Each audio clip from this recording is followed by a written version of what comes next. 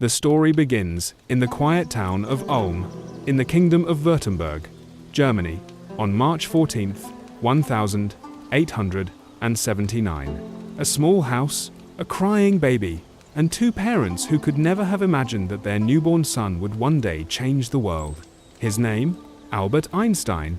From the moment he was born, something about Albert seemed different. He was slow to develop, slow to speak, slow to play. His mother, Pauline, worried that something was wrong. When other children began talking at 2, Albert remained silent. Days turned into months, and yet no words came from his mouth. His parents took him to doctors, asking the same desperate question: "Is our son normal?" But the doctors simply said, "Give him time."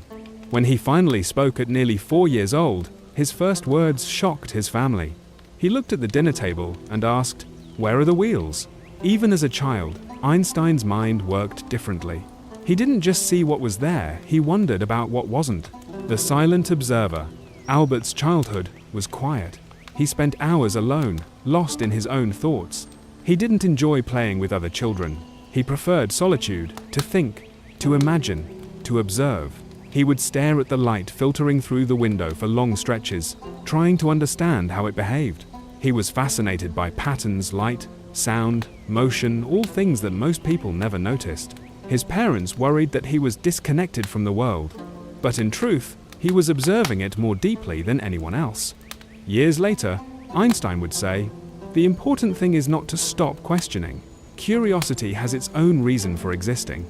That curiosity had been there from the very beginning, the compass that changed everything.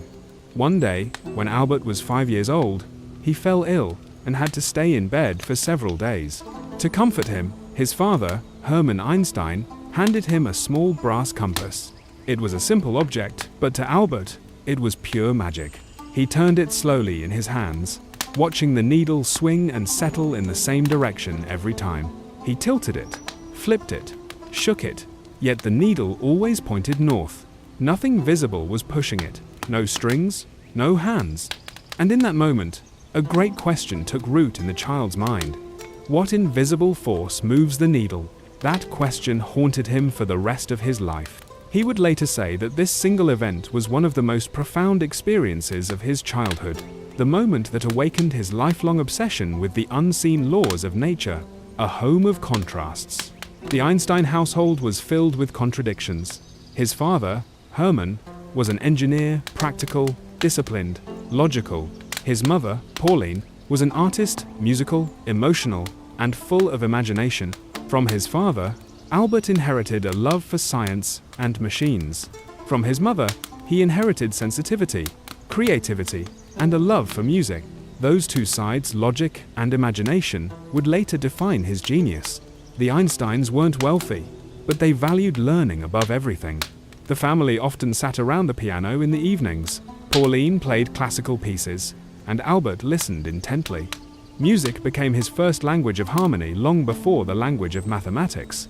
When he later struggled to solve a scientific problem, he would pick up his violin and play, letting music untangle his thoughts. The awkward boy. As Einstein grew, it became clear that he didn't fit in. In school, he was slow to answer questions and refused to memorize facts. Teachers complained that he daydreamed too much.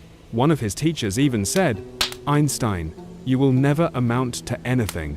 Those words would one day echo through history, a tragic reminder of how misunderstood brilliance can be. At home, Albert asked endless questions. How does light move? Why is the sky blue? What happens if you ride beside a beam of light? His parents tried to answer, but eventually his father said, "Albert, not everything can be explained." To which young Einstein replied, "Then I will find out myself." Electric dreams. The family moved often, following Hermann Einstein's business ventures in electrical engineering. Electricity was still new, a mysterious force lighting up cities for the first time. Albert was fascinated by the flickering bulbs and spinning dynamos. He would stand for hours beside his father's machines, watching coils and wires hum with power. He began reading books far beyond his age about mathematics, light, and magnetism. He discovered geometry at the age of 12, and when he proved a difficult theorem by himself, he was so excited that he couldn't sleep. He later said, "Geometry was pure joy. It was as if a door opened to a world I could finally understand." Faith and doubt. At age 12, Einstein became deeply religious. He followed Jewish traditions, prayed, and even composed hymns to God. But as he studied science, his faith began to crumble. He noticed contradictions between what religion taught and what science revealed. He didn't reject the idea of God, but he began to see God differently. Not as a person in the sky, but as the mathematical beauty of the universe itself. He once said, "I want to know how God created this world. I want to know his thoughts, the rest are details." Even as a boy, Einstein's questions were not small. He wasn't just asking about the world, he was asking about existence itself. The outcast. By his teenage years, Einstein was considered a problem student. He hated authority, questioned his teachers, and refused to accept answers just because that's the rule. In the strict German education system, that attitude was unacceptable. One teacher told him coldly, "Your mere presence undermines the class's respect for me. You should leave." And so he did. At 15, Einstein dropped out of school and left Germany. He followed his family to Italy, where they had moved for business. It was a bold and dangerous move, but Einstein didn't care. He preferred uncertainty over obedience. For the first time, he was free from rules, from rote learning, from punishment for curiosity. But freedom came with loneliness. He had no degree, no job, and no clear future. All he had were questions, and a burning desire to understand the universe. The imaginary experiments. During those years of uncertainty, Einstein began conducting what he would later call thought experiments. Since he had no lab, his imagination became his laboratory. He would close his eyes and imagine himself riding on a beam of light. What would he see? Would the light beside him freeze? Would time itself slow down? He didn't know, but he couldn't stop thinking about it. These mental experiments became the seeds of what, years later, would grow into the theory of relativity.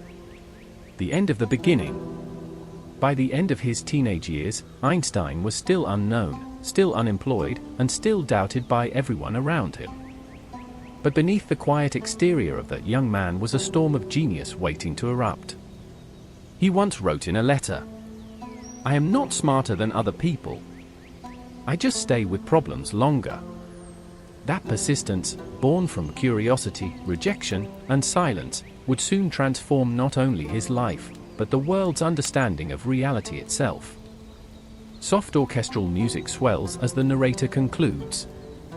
In a small boy's fascination with a compass, the story of modern physics began. He could not see the force that moved the needle, but he believed it was there. And from that belief, a universe unfolded. The year is 1890. A teenage Albert Einstein walks through the gates of a German school, his books in one hand, his mind far away. For most students, school is a place of learning. For Einstein, it was a prison of the mind. The education machine. In late 19th century Germany, schools were built like factories. Every lesson followed rules. Every question had one right answer. Obedience, discipline, and memorization were valued above imagination. Einstein could not stand it. He wanted to understand why things worked, not just that they worked. When the teacher wrote formulas on the blackboard, he didn't copy them down blindly. He questioned them. He looked deeper. And that made him a problem. His teachers complained that he disrupted class, that he lacked respect for authority. One even said, "Einstein's presence in my classroom undermines the discipline of the entire school." To them, he was arrogant. To Einstein, he was simply being honest with himself. The young rebel. Albert often sat at the back of the room, lost in thought. While his classmates memorized dates and rules, his mind wandered through invisible fields of force, beams of light, and moving clocks. The teachers saw a boy who refused to listen. But what they didn't see was a mind far ahead of its time. One day, a teacher asked the class to recite a paragraph from memory. When it was Einstein's turn, he stood silent. The teacher scolded him. Einstein calmly replied, "I see no reason to memorize what I can look up in a book." That single sentence summarized his philosophy of learning. Knowledge was not about remembering facts, but about understanding truth. It was a dangerous idea in a system that punished individuality. The first revolt. Einstein's constant questioning began to isolate him. His classmates avoided him, his teachers grew tired of him. But Albert refused to conform. He once told a friend, "The world is a dangerous place not because of those who do evil, but because of those who look on and do nothing." Even as a teenager, he had the courage to stand against silence. At home, his parents worried.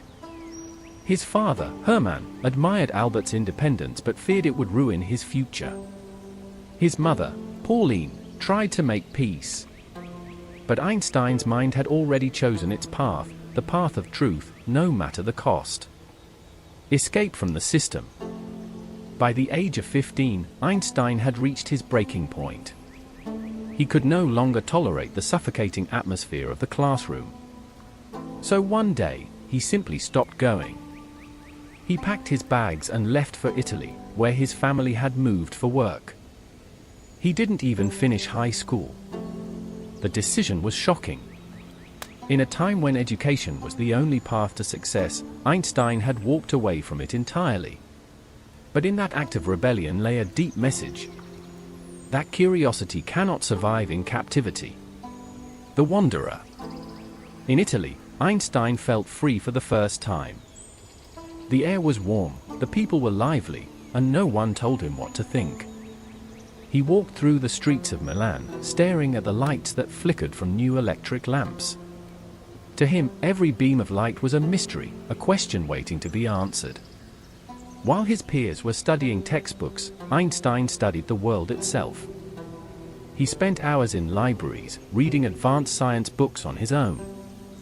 He devoured the works of Newton, Maxwell, and Kant, philosophers and physicists alike. His favorite book was The Elements by Euclid. He later said that discovering geometry gave him a sense of clear and certain truth. He was a student again, but this time, a student of life, not of rules. The father's disappointment. Despite his brilliance, Einstein's choices broke his father's heart. Hermann had worked hard to give his family stability. He wanted Albert to be an engineer, to build things with his hands. But instead, his son was chasing invisible ideas. In one letter, Hermann wrote, "You are wasting your potential. What will become of you if you continue like this?" Albert didn't reply immediately. He didn't know how to explain that his search wasn't for wealth or security, it was for understanding. He would later say, "My father made me realize that my life had to be devoted to something greater than myself." Though they disagreed, that bond of respect never broke. When Hermann died years later, Einstein carried his photo everywhere, the face of the man who believed, even when he didn't understand. A new hope. After a year in Italy, Einstein realized that without a diploma, his future was uncertain. So he decided to apply to the Swiss Federal Polytechnic in Zurich, one of Europe's best universities. He was only 16, too young to enter officially, but he convinced them to let him take the entrance exam. He failed the humanities part, but scored exceptionally high in mathematics and physics. The professors were impressed. They told him to finish high school and reapply. So he went to a small school in Aarau, Switzerland, a progressive place that encouraged creative thinking. For the first time, Einstein found teachers who valued imagination. He later said that his year in Aarau was one of the happiest in his life. He was finally allowed to learn his way through curiosity and freedom. The light thought experiment. During that year, Einstein's imagination reached new heights. One day, while walking home, he began to imagine himself riding alongside a beam of light. What would that look like? If he moved at the speed of light, would the light wave freeze beside him? Would time stop? Would motion cease? He didn't have the mathematics to answer, but the question itself was revolutionary. That thought experiment became the seed of what, 10 years later, would grow into the theory of relativity. Even as a teenager, Einstein was already bending the limits of reality, not with machines, but with imagination. Zurich, a new beginning. Einstein finally graduated and entered the Polytechnic in Zurich. There, he met brilliant minds, and a young woman who would change his life, Mileva Maric. But that part of the story would come later. At the university, Einstein still clashed with authority. He skipped classes he found boring, studied what fascinated him, and spent nights discussing ideas with friends. He didn't want to repeat what others had discovered, he wanted to discover for himself. A voice against the crowd. In one of his letters to a friend, Einstein wrote, "A foolish faith in authority is the greatest enemy of truth." He believed that obedience kills creativity, and that only independent thought could move humanity forward. That belief isolated him, but it also shaped him. Every time a teacher dismissed him, every time a classmate mocked him, every time he was told to follow the rules, Einstein quietly strengthened his resolve to find his own way. He once said, "School failed me, and I failed school. It bored me. The teachers behaved like sergeants, and I like a willing soldier who refused to salute." That rebellion, that defiance, would one day fuel his genius. By the time Einstein finished his studies, he had learned something far more important than equations. He had learned that true learning happens only when the mind is free. He walked away from the classroom, not as a failed student, but as a free thinker ready to challenge the universe itself. Soft orchestral music fades in, like dawn breaking through clouds. The system tried to shape him into silence. But Einstein refused. For he knew that progress is born not from obedience, but from the courage to question everything. After finishing his studies at the Swiss Federal Polytechnic, Albert Einstein faced a harsh reality: the world did not welcome dreamers. Though he had a brilliant mind, he had no university position, no mentor, and no platform to share his ideas. At 21, he was a young man with a mind that could see the invisible, yet society saw nothing. The harsh reality of genius. Einstein applied to dozens of schools, universities, and teaching positions. Everywhere he went, he received polite rejection letters or cold silence. His professors, once impressed by his intellect, were now indifferent. The young Einstein wrote to friends in despair, "I am a stranger to the world. It does not recognize me, and I feel as though I exist in the shadows." Money was scarce. Letters from his parents arrived, reminding him of the practicalities of life: pay rent, find work, survive. But Einstein's thoughts were elsewhere, in the nature of light, in the motion of time, in questions no one else dared to ask. For 2 long years, he wandered between hope and despair. The patent office, a hidden laboratory.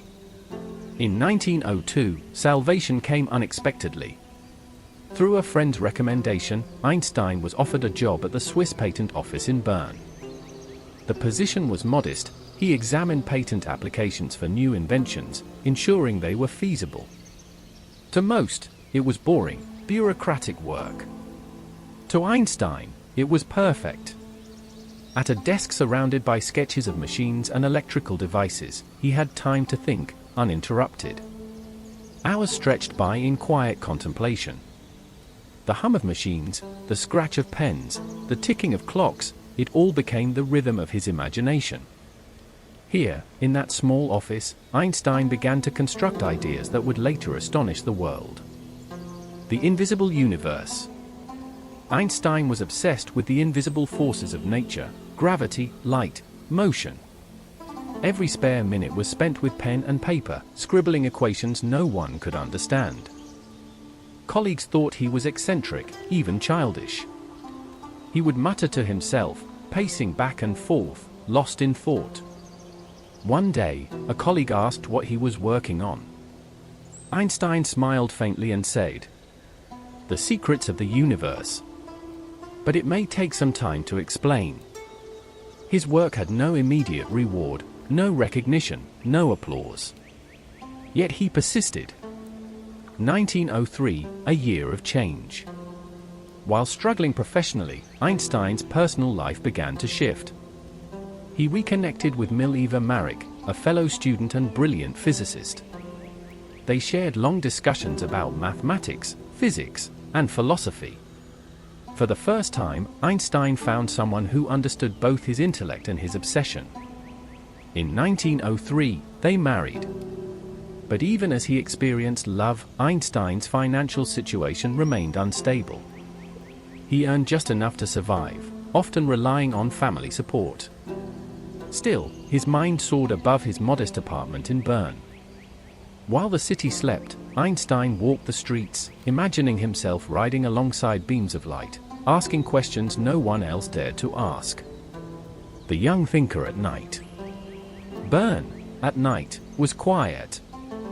Street lamps flickered in the mist, casting shadows that seemed to move with a life of their own. Einstein would sit by the window, staring at the darkened streets, lost in thought. He imagined riding on a light beam, traveling across the universe at unimaginable speed. What would he see? Would the world look frozen? Would time itself bend and twist? These mental exercises, called Gedanken experiments, or thought experiments, became his secret laboratory. No one could see the work he was doing, but in his mind, the universe was unfolding. The struggle for recognition. While Einstein worked tirelessly in his office, the world remained indifferent. Scientific journals ignored his submissions. Professors dismissed his questions as trivial. Colleagues mocked his unconventional methods. He faced failure after failure, yet he refused to give up. In letters to friends, he confided, "It is not enough to have ideas. One must have the courage to pursue them, even when the world laughs." This resilience, born from rejection, obscurity, and solitude, was shaping the man who would change physics forever. Small triumphs, hidden sparks. Even in obscurity, Einstein's talent did not go entirely unnoticed. A few scientists recognized his brilliance, and he published minor papers in journals that few read. These small sparks of recognition were enough to keep his mind alive. Einstein understood that true discovery requires patience. While others sought fame and validation, he sought understanding. And it was in this quiet persistence that his genius matured. The miracle year looms. By 1905, Einstein had spent 3 years at the patent office. During this time, he continued thinking, scribbling, imagining. He was invisible to the world, yet he was invisible for a reason. The world was not ready for the ideas he was about to unleash. He began working on what would later be known as his Annus Mirabilis, the miracle year. For papers, each revolutionary, each challenging the very foundations of physics. From relativity to the photoelectric effect, from Brownian motion to mass energy equivalence, all born from the mind of a man working in solitude. And yet, before the miracle, there was struggle. Before recognition, there was doubt.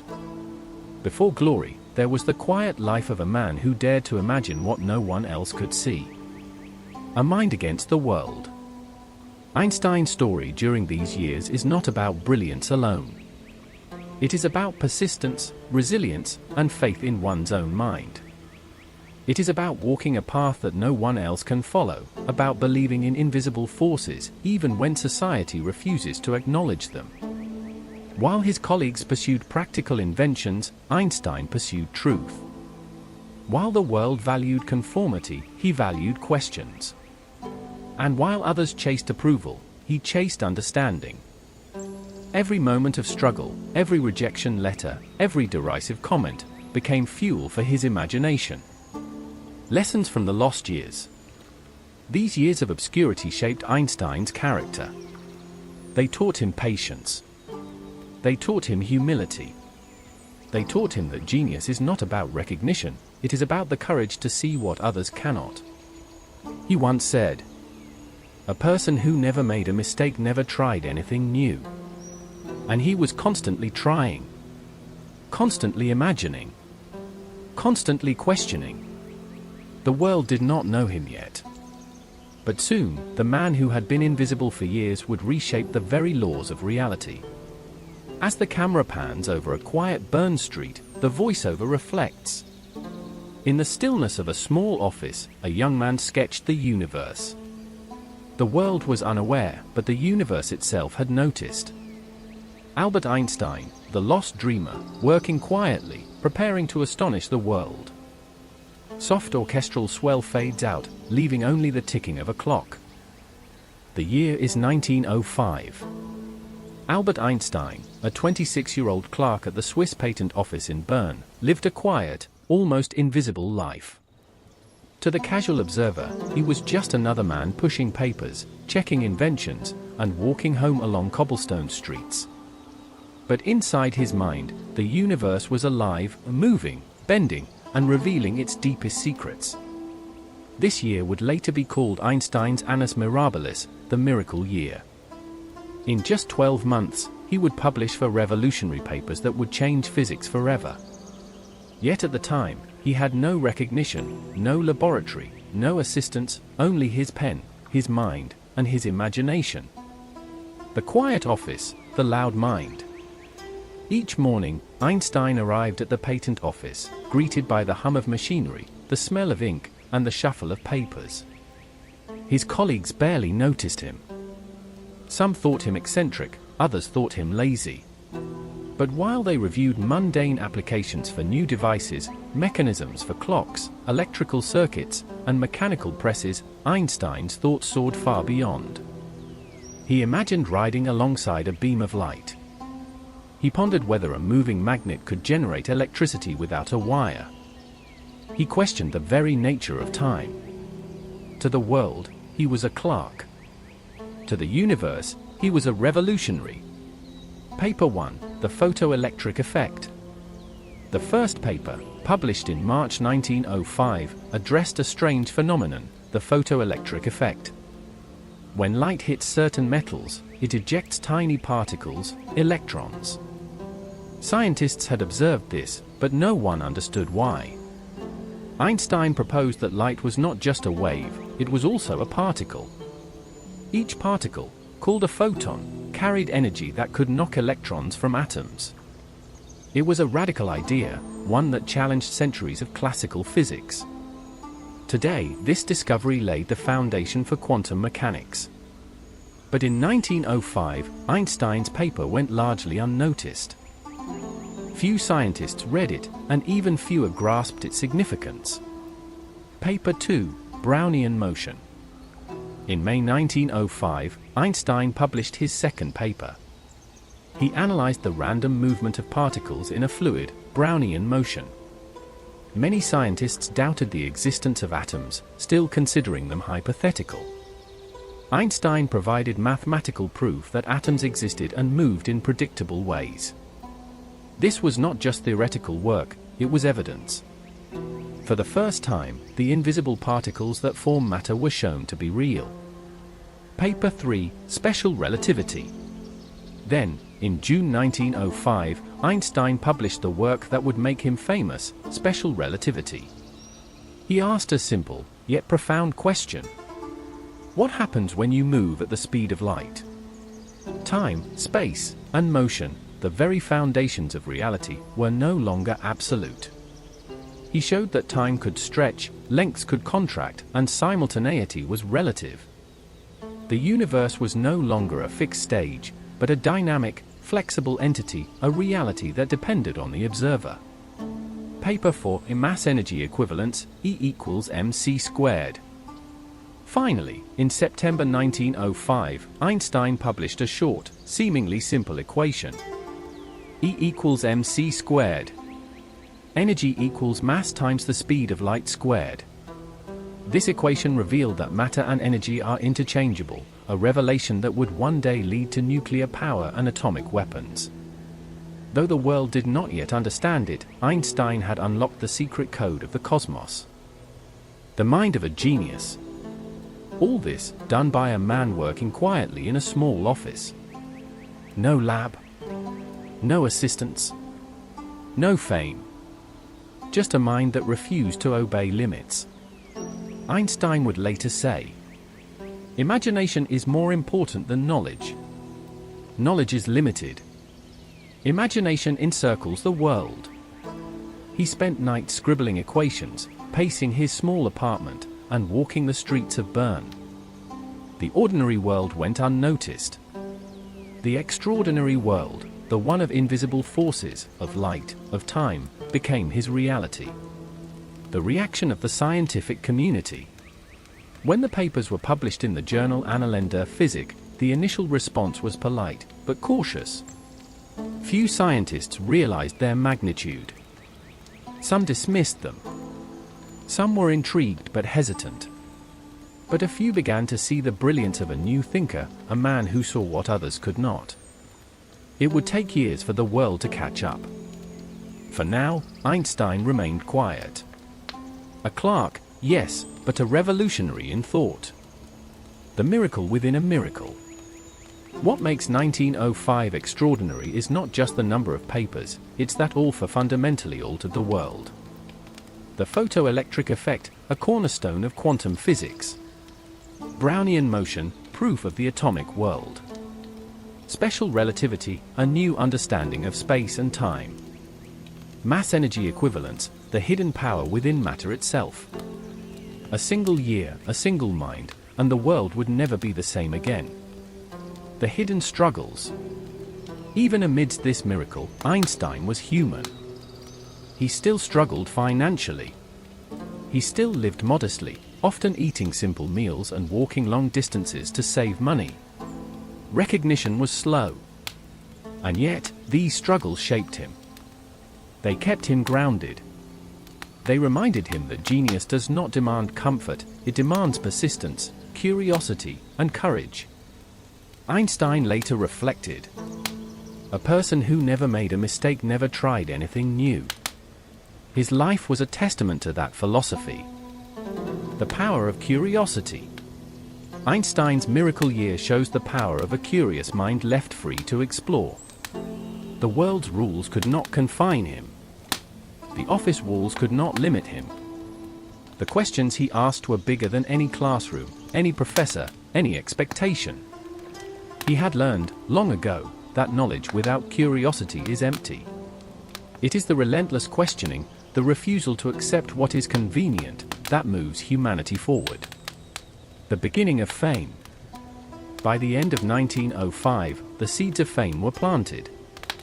Word of his special relativity paper began to spread. Scientists across Europe started corresponding with him, eager to understand the mind that dared to rethink reality. Though he remained modest, preferring the quiet of Bern, the world was beginning to take notice. A clerk at a patent office was becoming the most important physicist of his generation. Strings swell, and the narration slows to a reflective tone. In a quiet office in Bern, a young man changed the universe. He worked without fanfare, without assistance, without fame. And yet, within a single year, he altered our understanding of light, matter, time, and energy. This was the miracle of 1905, a testament to the power of thought, imagination, and unyielding curiosity. Fade out with the sound of a ticking clock blending into the hum of electricity. By the end of 1905, Albert Einstein was no longer invisible. His name began to circulate among scientists across Europe. His ideas, once dismissed as fantasy, were being studied, debated, and slowly respected. But while his professional world was beginning to shine, his personal life was quietly falling apart. The man who had unlocked the universe's secrets could not unlock the mystery of his own heart. The weight of success. Fame came slowly, like the dawn, subtle at first, then blinding. Letters began arriving at the small apartment in Bern. Journalists wanted interviews. Professors sought collaboration. For the first time, Einstein was being recognized as something extraordinary, a new kind of genius. Yet, as his ideas grew larger, his world grew smaller. His wife, Mileva Maric, who had once shared his intellectual passion, now felt left behind. Their early bond, built on shared dreams and scientific discussions, had faded under the strain of daily life. Einstein spent nights lost in calculations, equations covering every scrap of paper. Mileva watched silently as the man she once debated physics with became consumed by it. The distant couple, their marriage, once full of excitement and discovery, was crumbling. Money was still tight, and Einstein's rising fame brought more stress than stability. Mileva struggled to raise their two young sons, Hans Albert and Eduard, while Einstein's mind lived among the stars. He loved his children deeply, but his affection was often expressed in letters, not presents. In one letter, he wrote tenderly to his eldest son, "When you grow up, remember that curiosity is the key to all understanding. Never stop asking questions." But in truth, his heart was divided between family and science, between human warmth and cosmic wonder. The scientist and the shadow. Einstein's growing reputation brought new opportunities. In 1909, he finally left the patent office to become a professor at the University of Zurich. It was the dream he had once thought impossible. But even dreams have shadows. The demands of academia, the travel, the public attention, they all distanced him further from his wife. Mileva's frustration turned to resentment. Einstein's detachment turned into silence.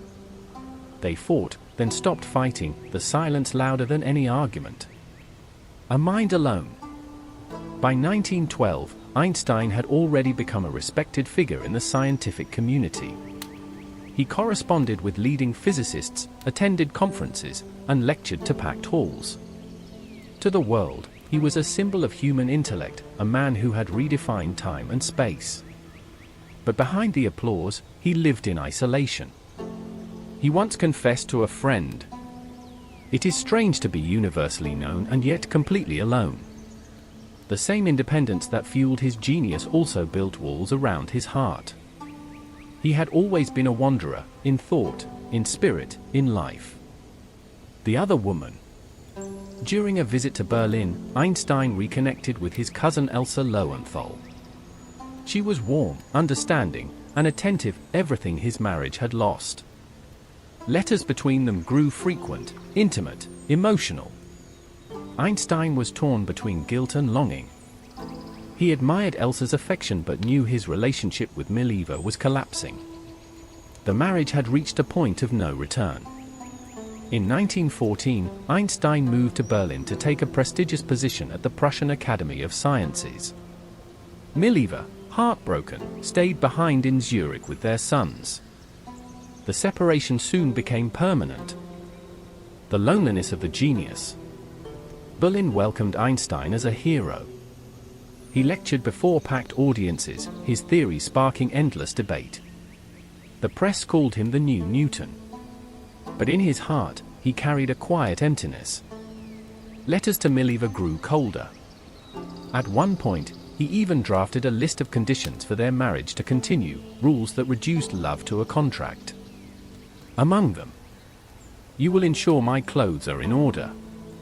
You will stop speaking to me if I request it. You will not expect affection from me." It was the letter of a man disconnected from human warmth, a man living entirely in his mind. Mileva refused. By 1919, they were officially divorced. Einstein's regret. Though Einstein rarely spoke of it, the divorce left a quiet scar. He wrote to a friend, "To punish me for my contempt for authority, fate made me an authority myself." Perhaps he meant that success had cost him his peace. His fame, his genius, his relentless search for truth, all had come with a price. Fame and the weight of the world. As Einstein's fame grew, he became not just a scientist, but a public figure, a symbol of modern thought, of freedom, of intellect. His image appeared in newspapers and magazines. Crowds followed him in the streets. But inside, he longed for quiet. He once said, "I live in that solitude which is painful in youth, but delicious in the years of maturity." He had learned to embrace loneliness, even to love it. For him, solitude was not emptiness, it was space to think. The search for inner peace. Amid the chaos of fame and heartbreak, Einstein turned inward. He began reflecting deeply on the nature of life and purpose. He questioned not only the universe, but the human soul. He read philosophy, music filled his home, and he played the violin to escape the noise of the world. Mozart, Bach, and Beethoven, their melodies became his refuge. In one letter, he wrote, "I often think in music. I live my daydreams in music. I see my life in terms of music." Music became his way of expressing what equations could not. A universal mind. Einstein's theories continued to evolve. He was now working on a new idea, a general theory of relativity, something that would surpass even his 1905 work. But while the scientific world watched him rise, few saw the man beneath the genius. A man who, despite changing the world, was still searching for connection. He once told a student, "The important thing is not to stop questioning. Curiosity has its own reason for existence." It was advice born from experience, from the pain of isolation and the peace of understanding. The human side of the legend. Behind every photograph of the smiling Einstein, the wild hair, the twinkling eyes, was a man who had known both triumph and tragedy. He was not a saint. He was not a machine of intellect. He was human, flawed, passionate, restless. He could unlock the mysteries of the cosmos, but not the mysteries of love. He could explain gravity, but not why hearts drift apart. And perhaps that was what made him so profoundly human. Einstein conquered the universe, but at the cost of his own peace. He proved that time bends and space curves, yet his own life showed that genius can bend under its own gravity. The price of genius was solitude. The man who revealed the beauty of the cosmos would spend his life searching for harmony within himself. The year was 1933. The streets of Germany trembled under marching boots, and a dark wind began to sweep across Europe. Adolf Hitler had risen to power, and with him came a tide of hatred that threatened to drown everything Einstein stood for: freedom, truth, and the dignity of human reason. For decades, Einstein had been a proud German citizen, a symbol of his nation's intellectual greatness. But now, his homeland was turning into something monstrous. The banners of the swastika hung over schools, courts, and universities. The air itself felt poisoned by fear and fanaticism. Einstein, with his wild white hair and unmistakable presence, had always been a target. He was Jewish. He was a pacifist. And worst of all, he was a thinker in a world that no longer wanted thought. In early 1933, while traveling to the United States for a series of lectures, Einstein received the news Hitler had become Chancellor of Germany. The radio spoke of national renewal, but Albert understood what those words truly meant. He had seen the signs years before: the burning rhetoric, the intolerance, the mobs chanting against Jews and enemies of the nation. He knew it was over. Germany, the land that had given him education, fame, and a home, was no longer his. He was staying in a small cottage in Belgium when the full horror reached him. His house in Berlin had been raided by Nazi stormtroopers, his possessions confiscated, his personal documents seized. Newspapers called him a traitor. A price was put on his head. One nationalist paper even declared, "If Einstein ever sets foot in Germany again, he shall be shot." The man who had rewritten the laws of the universe was now outlawed by his own country.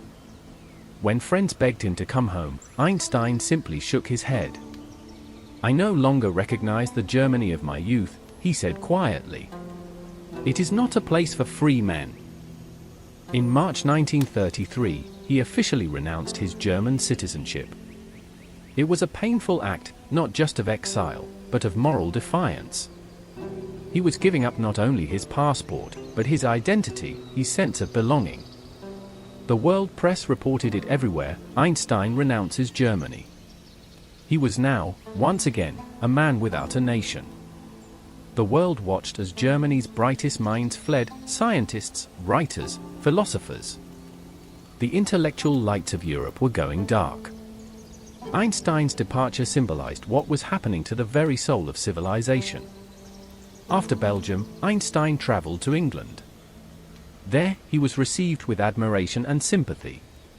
The renowned British physicist Ernest Rutherford welcomed him, as did the philosopher Bertrand Russell. Yet even among friends, Einstein seemed restless. He would walk for hours by the sea, hands clasped behind his back, his gaze lost in the horizon. He was grateful for their kindness, but he longed for something more permanent, a place where he could think, teach, and live in peace. Offers came from universities all around the world, France, the Netherlands, even the Soviet Union, but none felt right. Then came an invitation from a small, newly founded institution in the United States, the Institute for Advanced Study, in Princeton, New Jersey. It was a haven for pure thinkers, a place beyond politics. It promised him what he valued most, freedom of the mind. Einstein accepted.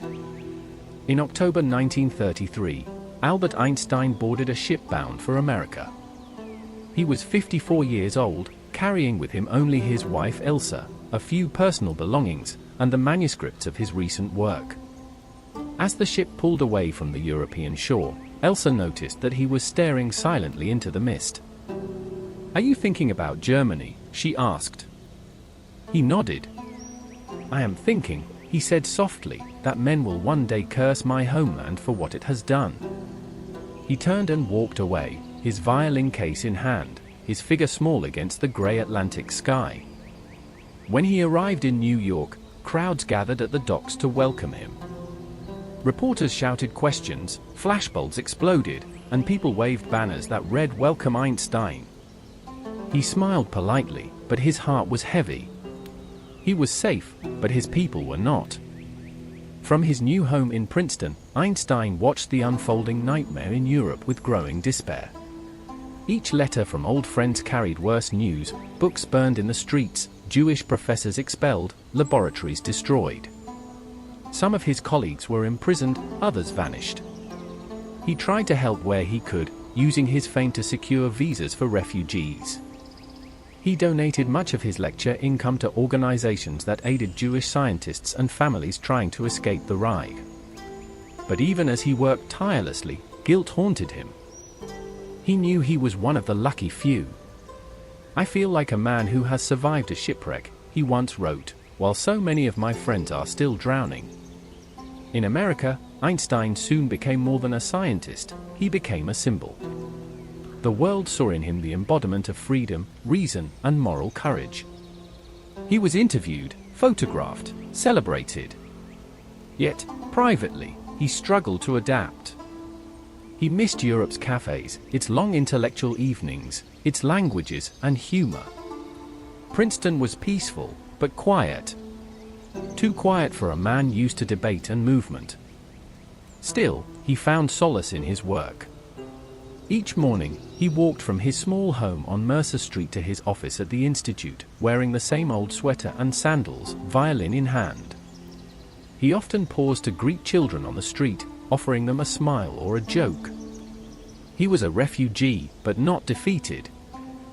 "Life is like riding a bicycle," he told one of them. "To keep your balance, you must keep moving." By the late 1930s, Hitler's shadow had stretched across all of Europe. Einstein could only watch helplessly as country after country fell. His heart broke when he learned that even some of his relatives were trapped under Nazi rule. He spoke out publicly, warning the world of what was coming. Many dismissed his fears. "They will not dare another war," some said. Einstein knew better. "The world is a dangerous place," he warned, "not because of those who do evil, but because of those who look on and do nothing." His words would soon prove prophetic. In 1939, as Germany invaded Poland, a new horror dawned, the realization that Nazi scientists might develop a powerful new weapon, an atomic bomb. Einstein, though a lifelong pacifist, was persuaded by fellow physicists to write a letter to President Franklin D. Roosevelt, urging the US to begin its own atomic research before Hitler did. That letter would lead to the Manhattan Project, and eventually, to Hiroshima and Nagasaki. The man who had fled from tyranny had now, indirectly, helped create the deadliest weapon in history. It was a burden he would carry for the rest of his life. But that is another part of the story. For now, as the world descended into war, Albert Einstein remained in his quiet Princeton home, a man exiled from his nation, yet embraced by humanity. He had lost one homeland, but found another in the boundless realm of thought. In his solitude, he reflected on the paradox of his existence. A man who had unlocked the secrets of the universe, yet could not stop humanity from destroying itself. Science, he wrote, is a wonderful thing if one does not have to earn a living from it. But if it is used without conscience, it will destroy us. He had escaped Germany, but the shadow of what he escaped would follow him forever. The world was at war again. By 1939, Europe was burning. The same Germany that had once celebrated Einstein's genius now marched under the shadow of a swastika, conquering country after country with terrifying speed. Einstein watched from his small house in Princeton, horrified, powerless, and heartbroken. He was now 60 years old, his hair completely white, his eyes tired, his spirit weary. He had escaped the flames, but the world he knew was collapsing into madness. The letter that changed the world. That summer, two fellow physicists, Leo Szilard and Eugene Wiener, came to visit him. They were Hungarian refugees, men of science who, like Einstein, had fled from Nazi terror. They brought with them disturbing news: German scientists were experimenting with uranium fission, the process of splitting the atom, releasing enormous energy. If successful, they could build a bomb powerful enough to destroy an entire city. Einstein listened in silence, the words sinking into him like ice. He knew it was possible. In fact, his own equation, E equals mc squared, had predicted the immense energy hidden inside matter. But he had never imagined anyone would try to use it for war. "Do you think they can really make such a bomb?" he asked quietly. Szilard nodded. "If they do it first, it could mean the end of civilization." The thought chilled him. The Nazis, armed with a weapon born from his theory, the same theory he had developed to understand the beauty of the universe, could bring humanity to extinction. He hesitated, pacing the room. For a man devoted to peace, to act in the service of war was unthinkable. But to do nothing might be worse. And so, with trembling hands, Albert Einstein signed a letter, a single page addressed to US President Franklin D. Roosevelt, warning that Nazi Germany might be developing a new type of extremely powerful bomb. He urged the United States to begin its own research into nuclear chain reactions. That letter, sent on August 2, 1939, would change history. The birth of the Manhattan Project. Einstein never saw Roosevelt's reply. The president quietly ordered the creation of what would become the Manhattan Project, the largest secret scientific operation in history. Hundreds of scientists, engineers, and soldiers worked together in the deserts of New Mexico, building the world's first nuclear weapons. Einstein was not invited to join. His pacifist reputation and Jewish background made US officials nervous. But in truth, he wanted nothing to do with it. "I only wrote one letter," he later said bitterly. And that was enough. Still, as he read the headlines of Hitler's expansion, Paris fallen, London bombed, millions dead, Einstein tried to convince himself that he had done the right thing. If the Germans get the bomb first, he told a friend, there will be no more civilization to worry about. It was a rational argument. But reason could not quiet his conscience. Hiroshima. August 6, 1945. A date forever burned into human memory. At 8:15 a.m., a single American bomber, Enola Gay, dropped a new kind of weapon on the Japanese city of Hiroshima. A blinding flash lit the sky, followed by a rising mushroom cloud of fire. In seconds, the city vanished. Tens of thousands were killed instantly. By the week's end, over 140,000 lives were gone. 3 days later, Nagasaki met the same fate. When the news reached Princeton, Einstein was sitting in his study, surrounded by papers and books. A neighbor brought him the newspaper. He read the headlines slowly, his hands shaking. "Atomic bomb destroys Hiroshima." He put the paper down and said nothing. His eyes filled with tears. Later, when a reporter asked for his reaction, he answered with just 3 words. "Woe is me." The world celebrated victory. Einstein mourned humanity.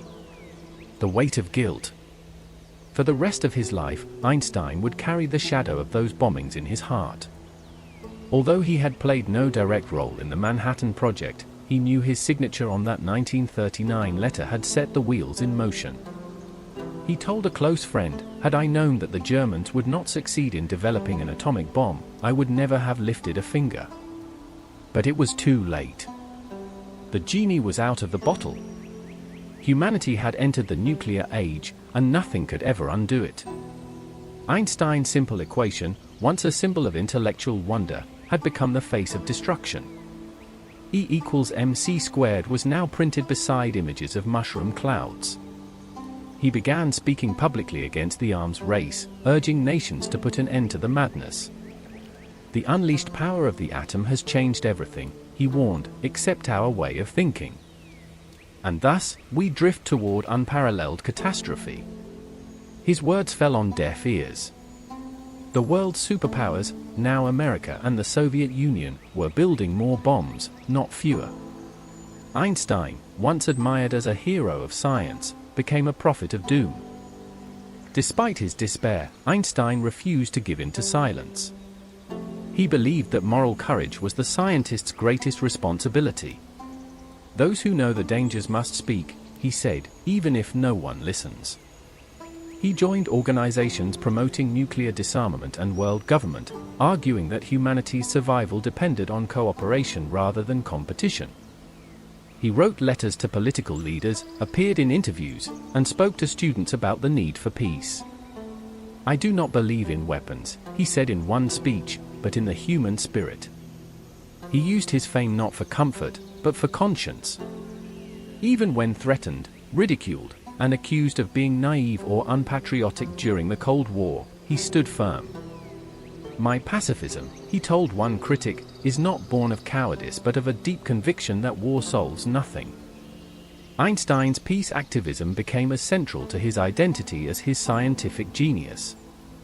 To him, the two were inseparable.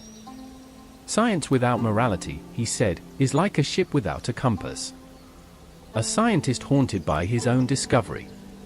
At night, Einstein often sat alone, staring at the small bronze compass he had kept since childhood, the same one his father had given him when he was 5. The same compass that had sparked his curiosity about invisible forces. Now, in the quiet of old age, that needle reminded him of the invisible forces within humanity: curiosity, ambition, and fear. They had led him to great beauty, but also to great horror. Friends noticed that he rarely smiled in photographs anymore. His humor remained, but it was softer, tinged with melancholy. When asked about his role in the creation of the bomb, he always answered humbly, "I made one great mistake in my life, when I signed that letter to President Roosevelt." He never blamed the scientists who built the bomb, nor the politicians who used it. He blamed only the human tendency to seek power without wisdom. It read, "Remember your humanity, and forget the rest. If you can do so, the way lies open to a new paradise. If you cannot, there lies before you the risk of universal death." He signed it just weeks before he died. The manifesto inspired the creation of the Pugwash Conferences, a movement of scientists around the world dedicated to preventing nuclear war. Einstein's final act was not of discovery, but of warning. He wanted humanity to understand that the true measure of intelligence was not how much we could create, but how wisely we could use it. Legacy of regret and hope. When people think of Albert Einstein, they remember the wild hair, the mischievous smile, the chalkboard full of equations. But behind that image was a man who carried immense sorrow for what his discoveries had become. He had seen the atom both as a symbol of beauty and as a weapon of death. He had unlocked the secrets of the stars, only to watch those secrets fall on human cities. Yet, even in regret, he never lost faith in humanity's potential. "The world is not evil," he said. "It is just terribly ignorant." Einstein believed that knowledge was not enough, wisdom was the only force that could save us from ourselves. As he once told a group of students, "Our task must be to free ourselves from this prison by widening our circle of compassion, to embrace all living creatures and the whole of nature in its beauty." And with that, he left the world a final paradox. A man who gave us the power of the stars, but asked us to use it for peace. The twilight of Albert Einstein's life began quietly. After decades of revolutionizing science, escaping persecution, and witnessing the birth of the nuclear age, he found himself in Princeton, New Jersey, far from the Europe of his youth, far from the chaos of the world that still carried his name like a legend. Each morning, the old man with unruly white hair could be seen walking slowly along Mercer Street, wearing his worn gray sweater, no socks, and a faraway look in his eyes. To passers-by, he looked like any other professor lost in thought. But to the world, he was something more, a living symbol of genius. Inside, however, Einstein had grown weary of fame. He never cared for celebrity, he found it absurd. "I never think of the future," he once joked. "It comes soon enough." But the truth was deeper. Einstein's mind was already turned toward eternity. A life in exile. In Princeton, Einstein lived simply. His home was small, filled with books, papers, and the soft hum of his violin. He had no servants, no luxuries, only a quiet rhythm of work, letters, and thought. He never owned a car, rarely traveled, and refused most honors. When admirers sent him invitations or awards, he often replied with humor, "I am a horse for a single harness, not for parades." He preferred solitude. Yet he was never alone. The world came to him.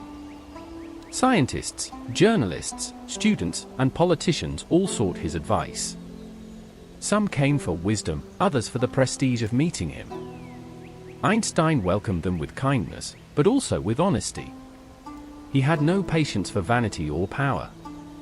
To him, true greatness meant humility before the mysteries of the universe. Even in old age, Einstein's curiosity burned bright. Though the public saw him as a wise old man, he was still wrestling with the deepest questions of physics. His greatest dream was to find what he called the unified field theory. It was his final quest, a single, elegant equation that would combine all the forces of nature, gravity, electromagnetism, space, and time. He spent the last 30 years of his life chasing that dream. Each day, he worked for hours at his desk, filling notebooks with equations, sometimes stopping to play his violin when the math refused to cooperate. But the world had moved on. While Einstein searched for unity, a new generation of physicists was exploring quantum mechanics, a strange, unpredictable world that Einstein could never fully accept. "God does not play dice with the universe," he declared, rejecting the idea that chance ruled the cosmos. Younger scientists, like Niels Bohr, disagreed. "Stop telling God what to do," Bohr famously replied. The debates between them became legendary, not out of anger, but out of love for truth. Two minds wrestling with the same mystery from different directions. Einstein never solved his final equation.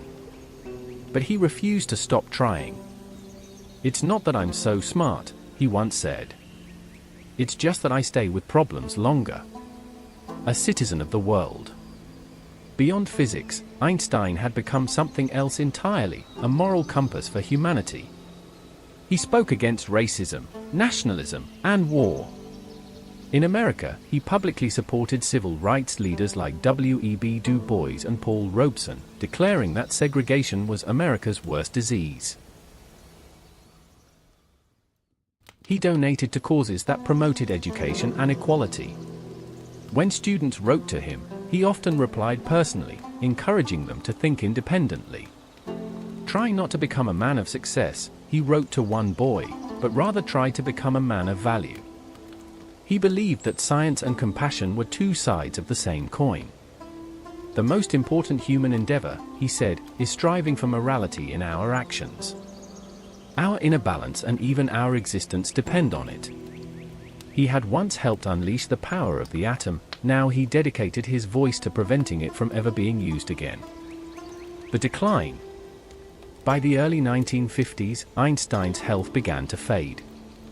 Years of stress, poor sleep, and constant work had taken their toll.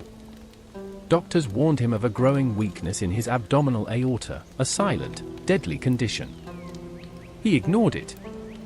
He continued to work daily, refusing to slow down. "If I am to die," he said, "it will be while thinking." His last notebooks show equations half finished, ideas still forming, a mind that never surrendered. Friends worried about him, but Einstein faced death the same way he faced life, with calm curiosity. "I want to go when I want," he told his doctor. "It is tasteless to prolong life artificially. I have done my share, it is time to go." He refused surgery. He would let nature take its course. The last night. On the evening of April 17, 1955, Albert Einstein felt severe pain in his stomach. He was taken to Princeton Hospital, where doctors quickly diagnosed a ruptured aortic aneurysm. They could operate, but he declined. "It is time," he said simply. He spent the night quietly, still working. On the table beside his bed lay his final notes, unfinished calculations on his beloved unified field theory. Even in his last hours, he was trying to understand the mind of God. Early the next morning, April 18, at 1:15 a.m., Albert Einstein took his final breath. He was 76 years old. There was no drama, no last speech. Only peace. As the nurse checked on him, she noticed that his eyes were open, gazing softly toward the window. It was as if he was still searching for the light he had chased all his life. A curious afterlife. The story might have ended there, but it did not. The pathologist who performed Einstein's autopsy, Dr. Thomas Harvey, made a controversial decision. Without permission, he removed Einstein's brain. He claimed he wanted to study it, to understand the source of genius. For decades, the brain was divided into slices, examined, photographed, even stolen and returned. It became a symbol of humanity's endless desire to understand itself, even in death.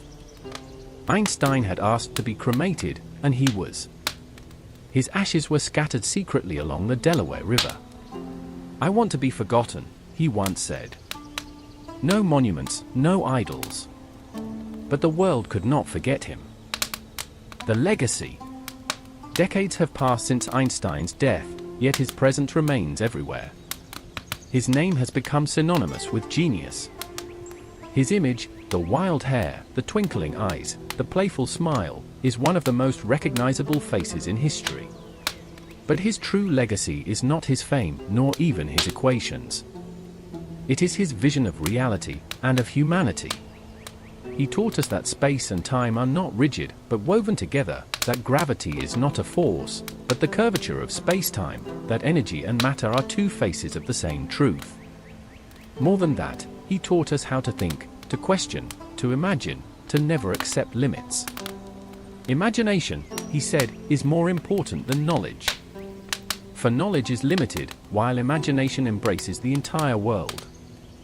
He showed that curiosity could move mountains, or rather, bend them. The human Einstein.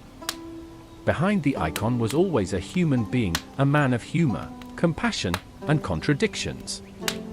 He was messy, absent-minded, stubborn, kind.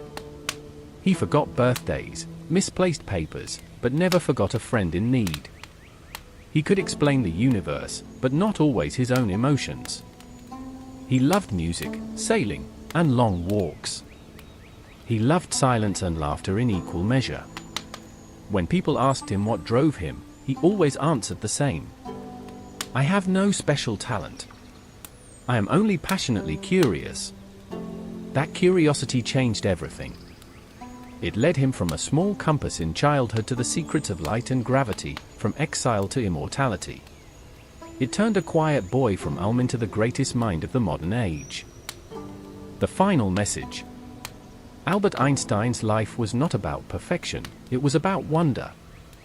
He showed that intelligence is not measured by facts, but by the ability to see the invisible. He taught that science and compassion must walk hand in hand, or humanity will destroy itself. He warned that knowledge without conscience is the most dangerous force of all. And he left behind one final truth, one that speaks louder than any equation. The most beautiful experience we can have is the mysterious. It is the fundamental emotion that stands at the cradle of true art and true science. That mystery, the unseen, the eternal, was what he had chased all his life. And though he never found all the answers, he showed the world how to look for them. Einstein is gone, but his light endures. In every equation, every discovery, every child who asks why, he lives on. Not as a saint, not as a myth, but as a reminder of what humanity can be when it dares to imagine.